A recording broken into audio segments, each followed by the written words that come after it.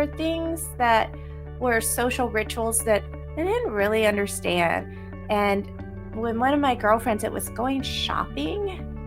I shop like a man. I'm a hunter. It's like I need something. I go into the store. I get the thing. I put it in a sack. I drag it home with me. Okay, there's nothing like social about it. But so I didn't know this. So we went shopping and she kept pulling things out and asking me if I thought they were cute. And I would be like, I don't really like it.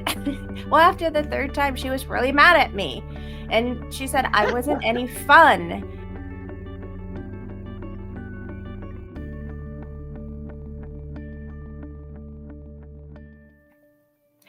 Hello, everybody, and welcome to the Simply Human YouTube channel and podcast. This is where we explore the strengths and challenges of being simply human. I'm Christina Caro, licensed clinical psychologist. And I'm Karen Lee Linsky, leadership and self-trust coach. We want to thank you as we reached 100 subscribers. Woohoo! This number motivates us to keep going. So please consider hitting that subscribe button if you're learning from our content. That helps us spread the word about recognizing our human strength and challenges. The YouTube algorithm loves engagement. So leave a comment about what insight resonated with you or share what you'd like us to cover in the future episode. Now, this signals to YouTube to share our content also with more people. And today we are completing our series on avoidance, and we're going to be focusing on something really specific, a type of avoidance, which is lies of omission. And up front, we're not talking about like gaslighting or manipulative lying. We're talking about those moments when we knowingly choose to withhold information to avoid discomfort or conflict or hurting someone's feelings. And often we tell ourselves there's a good intention, but the consequences sometimes are not what we expected. So let's start with the basics, Christina. What's the difference between an outright lie and a lie of omission? Okay, so an outright lie is actively saying something that is false. And a lie of omission is actually withholding true information. So here's a simple example. Your friend is dating someone that you think is not a good match, and maybe even think the person is a jerk. But your friend seems really happy, and they ask you, what do you think about this guy? Blah, blah, blah. And you worry that you don't want to burst their bubble, or maybe the truth would be hurtful. So you give some ambiguous response like, well, I love seeing you so happy. So that's actually a truthful response, but you're actually omitting answering the actual question, which is sharing what your honest thoughts are. So this matters because omissions often feel like they're acceptable because we tell ourselves that we're not technically lying. We're just, not sharing everything. Exactly. And I've used that before.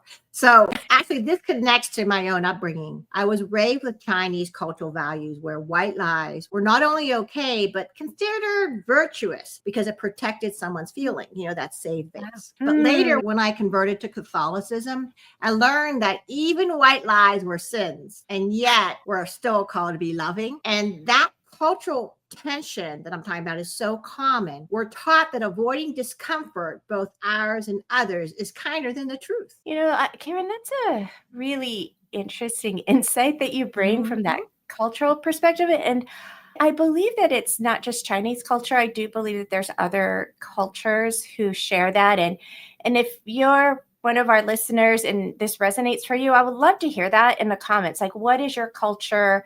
What are the norms around lies of omission or withholding something truthful to not? Because I'd be really curious to see what are the different cultures where that's the norm. So our brains are actually wired for this kind of behavior. And this is why I think we have this sort of an instinctive sense that I'm not doing anything wrong. Because there's some hard wiring there. Evolutionary, from that perspective, being rejected by the group could mean your death, right? We've talked about being thrown outside of the cave. So we develop this sensitivity to relationship threats. Mhm. Now, omitting information feels like it's a safer risk than telling the truth if the truth is going to result in a conflict or rejection. The interesting thing is, in studies, they found that children as young as 2 years old are starting to show lying behaviors. Did you take the cookie? Mm. Oh, no, I don't know. I didn't take the cookie.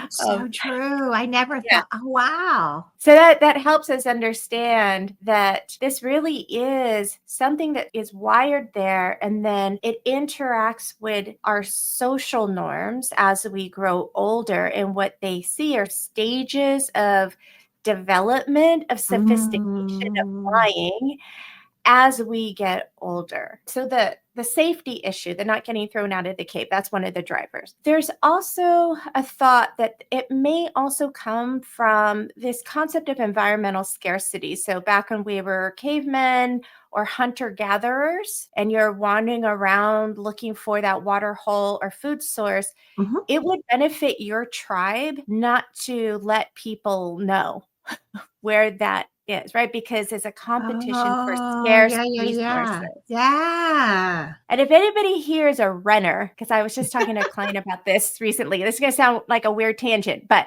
there is an app called Strava, and runners wear it, and it tracks where you run. And where I live, where people do trail running out in the wilderness, one of the big issues is, do I share this because it goes to my really cool secret place and I don't necessarily want other people to go there? So maybe I withhold that information. Mm. So any place where we have this scarcity, you may see this strategic decision to withhold information in order to save it for your own tribe or to save it for yourself. So that's our primitive brain trying to protect us. But in modern times, that protection can sometimes lead to the disconnection that we are trying to avoid Mm. because we're not thinking from the caveman brain like consciously. So beyond this evolutionary wiring, there's also some psychological reasons why people engage in lives of omission.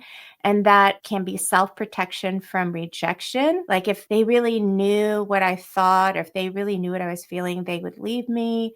So we hide parts of ourselves. There may be fear of being a burden. So, that question, which was always hard for me with autism, when people say, hey, how are you doing? My instinct is to give a truthful answer, good or bad, but apparently that's not the norm. And Yes. most people will omit, if they're not doing well, they'll omit that and they'll be like, oh, I'm fine, regardless if they're fine or not. Partly because I don't want to be a burden. I don't want to dump my problems on someone. There's possibly a motivation around control over other people's reactions. So by managing the information that we are giving out, we have some control over how they react to us. There may be past trauma responses where people learn early that telling the truth can lead to punishment or Mm. criticism or abandonment. I hear this quite a lot as a therapist. And then finally, perfectionism, where we might omit information about mistakes that we made or where we're struggling because we don't want others to see us as less than perfect. To give a concrete example, I had a client who hadn't told her partner that she was struggling at work because she wanted to be seen as capable and strong. Mm. And she was a mother, and her story to herself is, I have to be able to do everything to be badass. And then she thought she was protecting them also from her stress. I don't want to dump on them, I don't want them to worry. So there were a lot of, and this is more typical, there's usually multiple drivers that cause a person to engage in lives of omission, and it happens rapidly. It happens in the background. It's not like we're thinking through it. That's the type that's really explicit, intentional lying. Really, Mhm. it almost feels like an instinct. Keep it in the down low. Like it's not even a thought. It's just, you just feel it and Yeah. then you do it. And there's Do it. actually Yeah. multiple different things coming together. So yeah, that's sort of the quick overview on lies of omission. Like when I look at my own patterns, I'm realizing that all that you listed, I actually do all of these things. So I used to do all these other, used to do all these other things since we've been talking about this. And so but the question I have now is, so when does this shift from an isolated choice to a problematic problem? Well, like I said, sometimes it is that isolated choice. Sometimes it's an instinctive, protective instinct. Hmm. But when it becomes a problem is when you start noticing in yourself that you're doing it almost as a default. Like there Mm. isn't a risk, there isn't that stress factor. You just don't tell the truth. So that's when we want to start being concerned. And I've literally had like clients. I remember this one client came in. She's like, "Yeah, I tell these little white lies," and she's aware she tells them. And mostly her little white lies were lies of omission, but Mm. she didn't actually have insight into why she was doing it. It had become really habitual. Mm. So if it's habitual and there doesn't seem to be a reason for it, when omissions move from specific, I think this is going to hurt this person's feelings, to it being, whether or not you picked up the groceries or not, like you can see why it might be weighing like oh, is it better to tell the truth here, and then the person might be hurt, or maybe I protect their feelings, right? That feels more high risk. Mm-hmm. When that isn't the driver and it's moving into just the day-to-day or hiding little mistakes that would more easily be resolved by being accountable and saying, "Hey, this happened, blah, blah, blah. Really sorry about it. This is what I'm going to do to fix it." That's a yellow flag. When you don't even realize you're doing it, like I said before, that loss of conscious choice, that's a Yeah. yellow flag. The person just stops actively deciding. They just stop sharing. Yeah. And then you can look for this sort of an expanding ripple effect type of thing Mm. where one emission requires additional emissions in order, Yeah. you know, when you start I that, know. you got to keep track. Oh my God. It's like Right. you have to keep track of the last one you said too. That makes sense. Right. Then it's like, oh man, did I tell them that last time? Did I say, Oh, because you're withholding, right? Lies of omission are things that you withhold. Well, it's just as hard to keep track of what you didn't say. oh, It's keeping definitely. track of lies that you do. It's like, oh God, did I say it to that Yeah, person? exactly. I remember that. And then maybe the final thing to look for is emotional regulation is your primary function. And what I mean by that is when the emission shifts from maybe protecting the feelings of somebody else, and it's now really about protecting your own vulnerability or fears of inadequacy or hiding who you are, then you might want to stop and say, what's going on here? I've gotten into this habit, like I'm keeping myself hidden. And Karen, you and I did a series on the Johari window where we talked about the open, the blind, and then the hidden sections of the part that I know about me that other people don't know. And we're making that hidden quadrant a lot bigger. So that would be a yellow flag. So it's interesting because I'm wondering too, there's signals. Like, how can people actually recognize signals when they're caught in this cycle of emission? That's a tricky question because it does depend on how much awareness is still present. No, So that's true. yeah.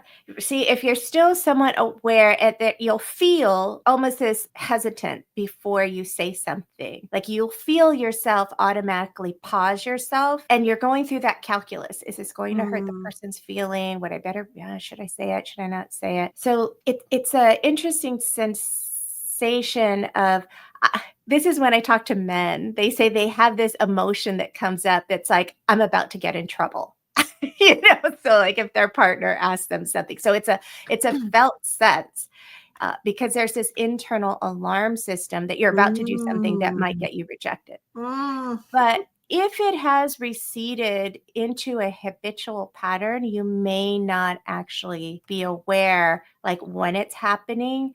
You'll probably more realize like after the fact, when you're safe, the awareness that you withheld something will come up, or over time, if you're, say, in a particular dynamic with someone where you're constantly, the way that you survive is to withhold information, withhold, you'll start noticing a lot of tension and stress. Like every time you have to interact with that person, you will feel more clenched up in your body, more muscle tension.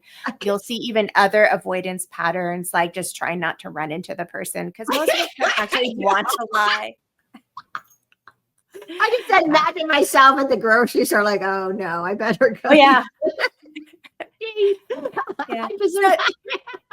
So let me break it down into some like easy to remember. And we'll maybe put this in the show notes. So there's like these stages. So in the early stage, there's guilt. And that's when it's like, after the fact, and I wasn't entirely honest with that person. I probably should have told them the truth. Like you have the awareness and you feel the guilt.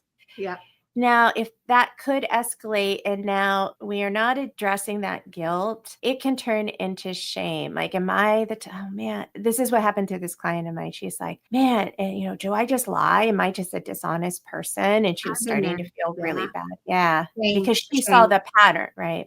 And then there's a defensive stage and you start noticing yourself rationalizing it, like, oh, well, I'm being a good person. I'm not hurting their feelings. Yeah. And then now one thing some people do is, because of that discomfort of the shame and the guilt, they might engage in numbing and detachment. So they'll report that they know that they told the lie, but they feel numb to it. They just don't feel that emotional consequence. And then really the most important one, I think, or not the most important one, but maybe the most useful, is regret.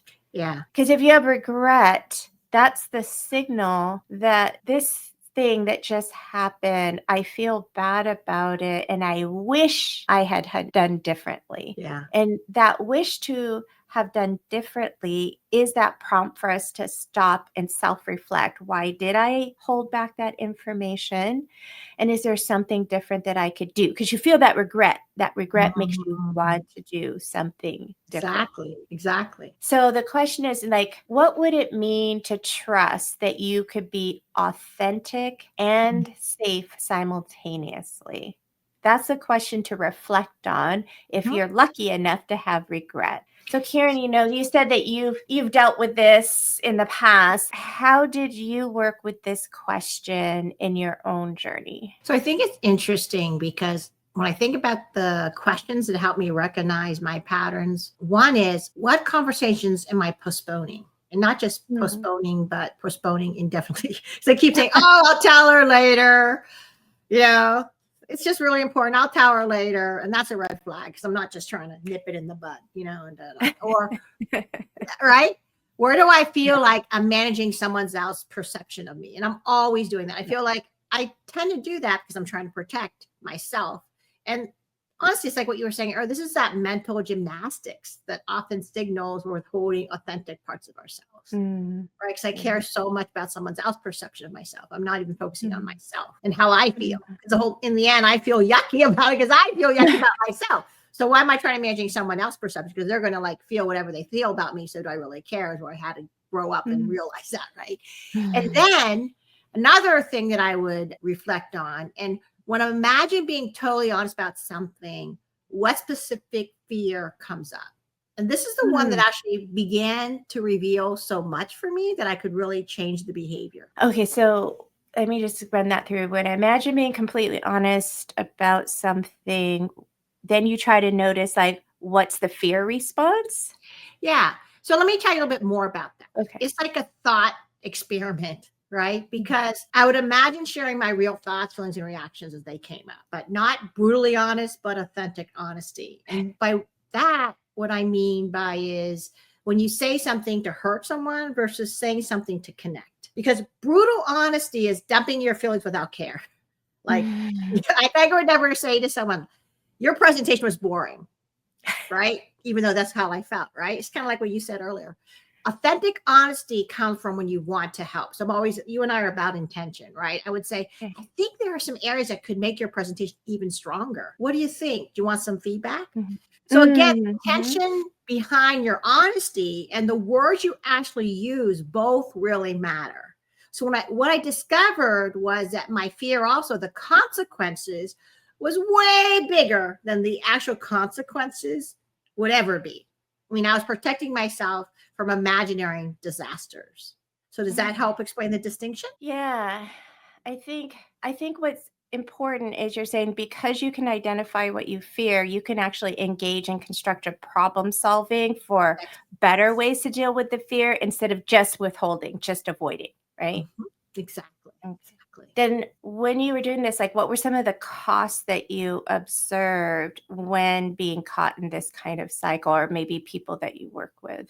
I think the biggest thing, it's interesting because it wasn't just the relationship with others, but also the relationship with myself, right? Because with others, I realize they're getting a filtered version of me. I mean, they really can't truly know or connect with me because I'm not authentically showing up. Because they're seeing only the parts that I decide that are safe to share. And also that the self relationship damage might be even worse because I start losing trust in my own voice and judgment. And I begin to question whether my own thoughts and feelings are valid since I'm constantly sharing that they're not worth sharing. You know what, that I just want to share with I sent this to you. I don't know if you saw it, but this just reminds me. I just saw this quote from, it's supposed to be from Carl Jung. Yeah, Because that was great. what you about here, when you're talking about this, how it affects the relationship with yourself and that you're really not showing parts of yourself, what struck me that I've been working with a number of people with lately is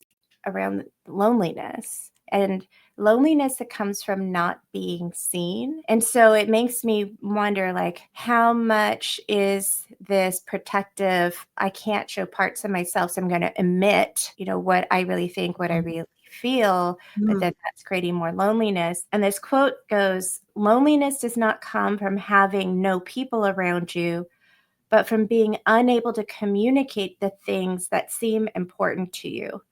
Loneliness is rarely about empty rooms. It's about carrying words you cannot say and truths you do not feel safe to share.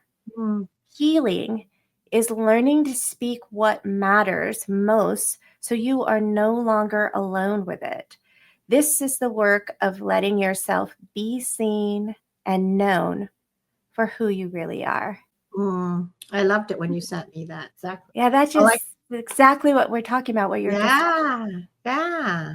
this also makes me think about the ACT therapy choice point model we've been talking about. And we'll put a link to those episodes below.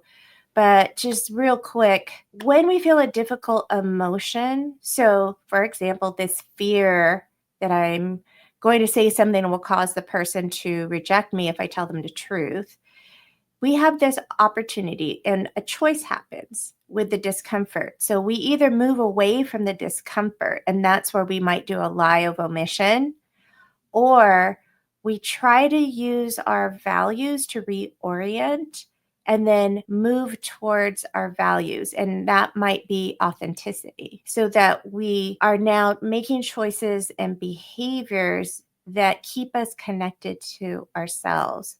Because lies of omission are classic away moves. They feel protective in the moment, but they often shrink our relationships and our sense of self. And here's what also I've learned. The way move always feels logical in the moment. My brain is always giving me the perfectly reasonable explanations for why I shouldn't speak up. For example, I would say, they're too stressed right now, or it's not important. Or, of course, that thing that I always use, I don't want to hurt their feelings. So, Christina, that brings up a question for me. How do we know when we're protecting ourselves versus protecting others? Okay, well that's a good question. So self-protection isn't necessarily a bad thing. First of all, I don't want it to come across That's as true. like Exactly. selfishness, right? So it might be okay as long as it's a conscious choice and as long as it isn't risking damaging the relationship. And you have to, this is where that pause is really helpful. Am I going to regret? Like if I withhold this information, will I feel regret later? So that's what the key is, having that awareness. Am I choosing this boundary consciously, or am I being driven by fear that I'm not even acknowledging? So when we say we're protecting others, we do have to be honest, because are we really protecting them, or am I protecting myself from the reaction? Like, am I protecting them Ah, because I don't want them to feel bad? Or am I protecting them because I'm afraid of how they'll react if I tell the truth? yeah. It's a quick, and I have a quick example. I went when I was in my 20s, again, I didn't know about the autistic spectrum, and there were things that were social rituals that I didn't really understand. And when one of my girlfriends, it was going shopping, I shop like a man, I'm a hunter. It's like I need something, I go into the store, I get the thing, I put it in a sack, I drag it home with me. Okay, there's nothing like social about it. But Ah, so I didn't know this. So we went shopping and she kept pulling things out and asking me if I thought they were cute. And I would be like, I don't really like it. Well, after the third time, she was really mad at me. And she said I wasn't any fun and kind of regretting bringing me along. I was just really confused. Like, I don't understand. Like, you asked my opinion. Like, I don't like it, but if you like it, that's fine. Like, it didn't even occur to me, my saying my truth, because the way it was asked, like, she asked my opinion. So now what I've learned to do around that behavior, it's kind of a lie of omission, but it's partly because I know they're not really asking my opinion, is what I've learned. Is if they say, what do I think about it? I kind of test the waters to see if they actually really care what I think, or if they're just looking for validation of their own decision. So I'll say, well, how do you feel about it? And if they're like, oh, I think it's so cute, then I'll say, well, you should go try it on, because clearly they don't really care about my opinion. They're just looking for validation. So I'd rather give them what they want than, so that is a lie of omission, but I'm withholding information that wasn't really what they were looking for anyway, if that makes sense. it does. Yeah, I just don't do the shopping thing. So, how about Karen?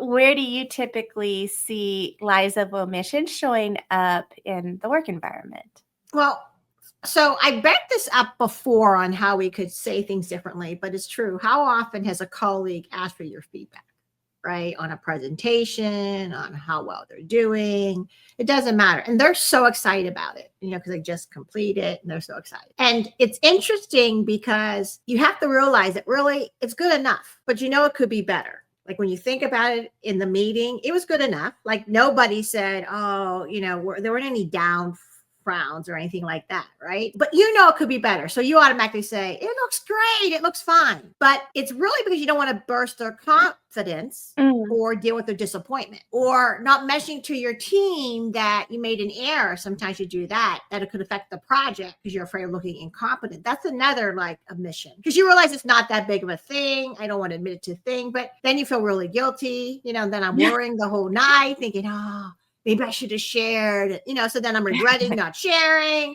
And then I missed the time to share, so all of this other help. And also, even in friendships, like I have a very personal example here too, where I've been avoiding bringing something up that was bothering me with a close friend for months. And she kept making comments that kind of felt dismissive of my career choices, but I didn't want to seem too sensitive or rock the boat with her. And when we finally came out during an unrelated conversation, it exploded because the conversation became so intense and painful that I had to go home afterwards and I just cried.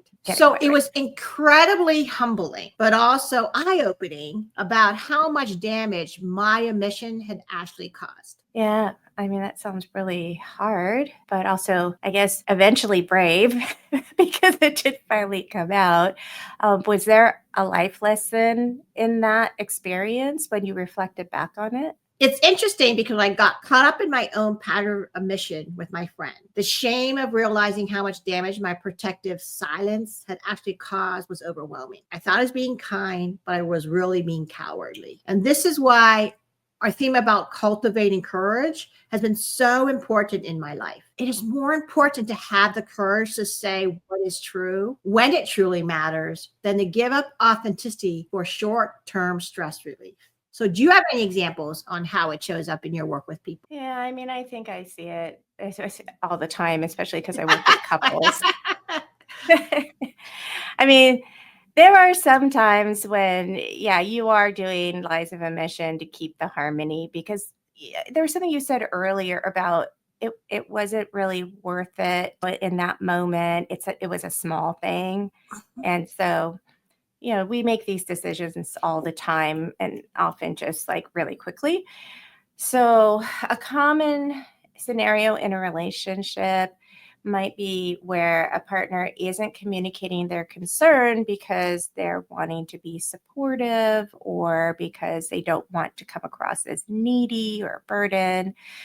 And it might be something like I get this quite a bit with parents who feel a lot, especially the moms, who feel a lot of guilt around struggling with their parenting role because I do find a lot of Mhm. women Mhm. carry this expectation of themselves that they can do everything. I And did. so this is one of those cases where Yeah. when asked how they're doing, it's like, I'm good. Oh, I'm fine. Yeah, it's all great. When actually they're exhausted, feeling Drowning. lonely, feeling unsupported, right? So they're omitting what's really happening. And then couples with outside the parenting, there's lots of cases where I see, partners who will be going along with what heck I did this, what going along with their partner's passion. Again, I live out in the wilderness. So we're all at outdoor activities and they're doing these gnarly hikes carrying these 40-pound packs and it's really quite brutal, but they're doing it because they want to be supportive and they're not really being honest that they're not enjoying it at all. So they're withholding that information, which maybe now and again might be okay. And again, the thing to look for is, are you starting to have resentment though? Because remember, if you are engaging in a lie of omission and you've been telling your partner, giving them the impression that you love this thing that they're passionate about, but you're actually like hating it and secretly resenting the fact that that's what they want to do every weekend. This is where you can start to say, is this lie of omission really serving me? Wow. So, what is really going on when people get caught up in these omissions? Oh, when they get caught, like when their partner or somebody catches them, when you say when they get caught? Mhm. Well, yikes. That's where some of the damage can happen. So there's this, gosh, it really depends, right? There can be embarrassment. There Mm. can be an instinct to go into denial. I never Mm. said that. Which now you're lying on top of, now you're secretly lying on top of the lie on avoid. And then the next thing you know, like the whole thing was to avoid conflict. And now you're in a conflict because Exactly. yeah, once this reveals itself, especially if you got into the unconscious pattern, it really damages trust and credibility. And I really feel that people don't really understand how important and how valuable Mm. credibility really is. Because I Mhm. see it being tossed around and treated as a no big deal. And really, the damage and the time for repair, if it's ever truly fully repaired, it takes quite a long time. So there really is a huge cost. Now, if it Mm. was truly to protect the other person, typically that one you can repair a little bit faster because the person will understand, okay, you didn't want to hurt my feelings. It'll be more something like, next time I would rather have you just tell me the truth Yeah. because, trust Yeah. that I'm an adult and I Yeah. can handle it. And you might end up with having better communication down the road. But if you were doing it primarily to protect yourself, Mm. that's where you're going to have much more damage to that foundation of trust because, well, if you're going to protect yourself there, how do I know you're not going to lie the next time something comes up because you're just looking out for yourself and you're selfish and blah, blah, blah, blah, blah. You've lost that credibility. Yeah, and that experience, when that happened to me, that regret is so intense. Because then you realize that you're protecting something that really didn't need protecting. And now you're dealing with a bigger mess Mhm. than if you'd just been honest. Well, like you said, that requires courage. So, what do you think someone needs to do to start building that courage to tell the truth? I think that I'm realizing what I started to do was I really started small with some low stake emissions. Now, I don't want you to go and begin with the biggest scary truth you've been avoiding. pick something minor, maybe sharing that you actually prefer tea over coffee when someone offers you a drink. It sounds so small, but it's true. I mean, I actually like tea more than coffee most times, but I don't want to like put them out, or, I'm always having these other excuses, or mentioning a general disagreement about something unimportant, like a movie review. So, for example, instead of agreeing, or I'm actually agreeing, I should say, when someone says, "Wasn't that restaurant amazing?"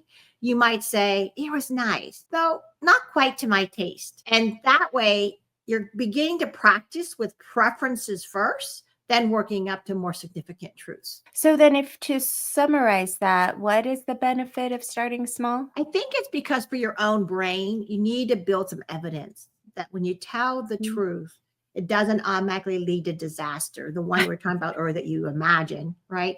And your nervous system needs to learn that authentic communication can actually strengthen relationships rather than destroy them. So here's a bigger challenge once you're ready. What would change if you were radically honest for just 1 week? Now, that's a powerful thought experiment that reveals how much fear of consequences is usually bigger than the actual consequences. Yeah, I mean, that sounds actually super risky. When you say radically honest for a whole week, are you saying like tell the truth regardless No, of?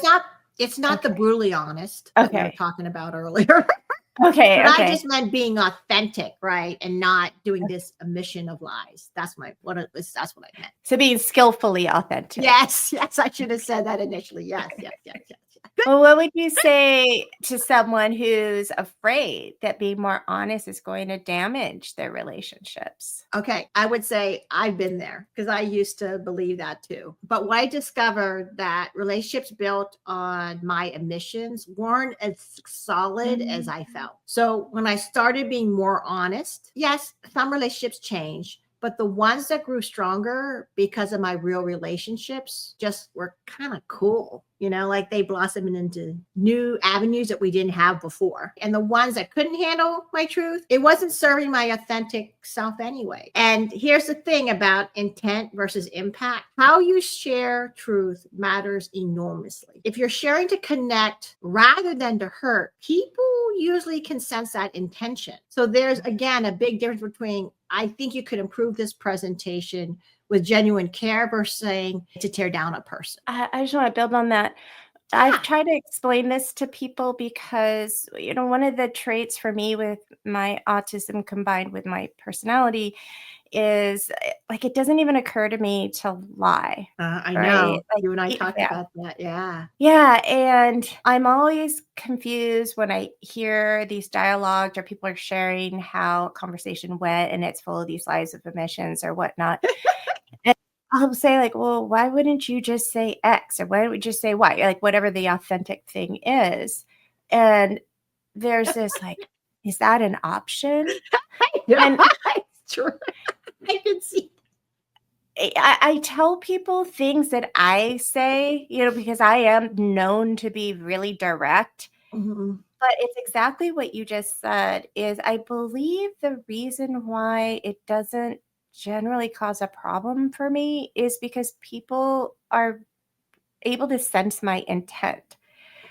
Because my nature is That's true. helping people, right? Mhm. I'm always trying to help people. So if I'm being truthful and clear and direct, they kind of know it's in the service of clarity and support and wanting them to be happy, especially it's like, wow, I don't like Karen when you'd be job searching and I'd be like, why are you even looking at that job? Like that's terrible. You would hate that. Like it didn't even occur to me to like pat it or soften it or anything because all I cared about is I know you.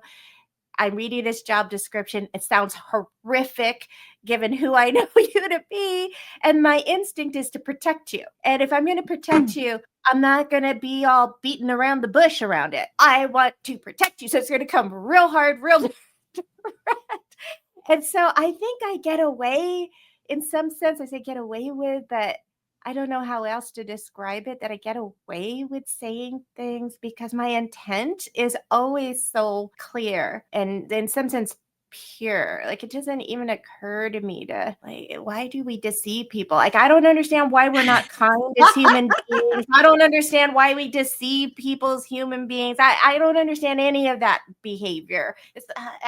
So I think you're absolutely right when we're encouraging people to find this courage, that get clear on your intention. Get clear on the positive intention. Mhm. And then from that positive intention, then align it with what comes out of your mouth so that it isn't just my positive intention is not to hurt their feeling, Mhm. but my positive intention is to be helpful. And they might need this information, because if they don't have the information, like you have spinach on your teeth, if you don't share that information, oh, I don't want to embarrass them. And so I'll pretend like I don't see it. No, the person would probably feel better if you said, oh, hey, you got a little something right there, little smooch. So think about that positive intention, but more in the big picture of what serves the bigger picture of the relationship. And hopefully that will be helpful in taking these small steps. And so, really, when I think back about this whole program, the key insight for me has been really realizing that the lies of omission, no matter how well intentional, can become a form of avoidance that can have a cascading set of negative consequences. So, when you're at that choice point, feeling the discomfort of wanting to share something authentic, you have to choose to move towards truth, even when it feels scary. Yeah. And remember, building courage for telling the truth, it is a practice.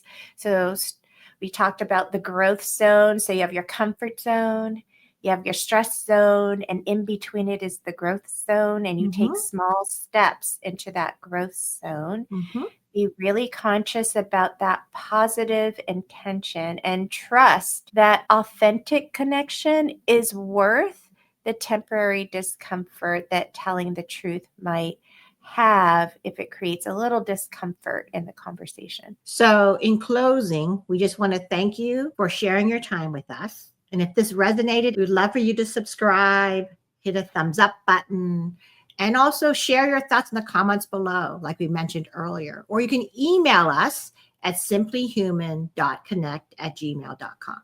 Well, good luck, everybody, on this journey of challenging the habit of avoidance. And until next time, stay curious and kind, and we'll see you in 2 weeks. Bye. Bye, y'all.